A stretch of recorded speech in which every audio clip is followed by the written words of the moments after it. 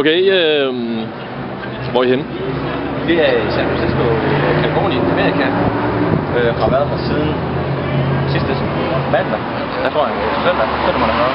Innovation Center Danmark, hvor man sådan lige hørte lidt om, hvordan det var at komme over og komme i gang med sine idéer og få sin virksomhed sat i gang, og man kunne støtte, og de kunne komme med forslag og så videre. Så har vi været på sit Podio, som blev opkøbt af Citrix for nogle år tilbage, som også er noget dansk produkt, som er blevet skabt i Danmark. Og det har været meget interessant at se.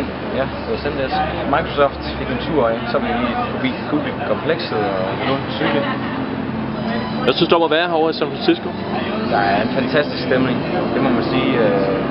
Det er noget helt andet end Danmark. Altså, man er i godt humør på grund af det gode vejr, og der er masser af mennesker hele tiden. Man kan godt forstå, at der sker så meget iværksætteri her. Der er bare en helt anden energi i forhold til... En helt anden attitude i Danmark, der er det sådan lidt jantelov, og herovre der er det bare prøv igen. Ja. Hvis det ikke lykkes første for anden. Hvad er den bedste oplevelse at være herovre? Og det behøver ikke at være virksomhedsting. Hvis vi tæller ikke skal vi sælge byture med, så har det nok været nogle byture, vi har været på. Det stak der lidt af den anden dag i hvert fald. Men altså Microsoft, det var sgu ret fedt at komme ind på det her smule og så lige få en præsentation om ting og sager. Det var jeg sgu meget godt tilfreds med, og fik meget blod på tanden, når jeg kom over egentlig også. Og Stanford var også rigtig, rigtig godt. Og sammen med San Jose skole. Ja, det var sgu også ret godt.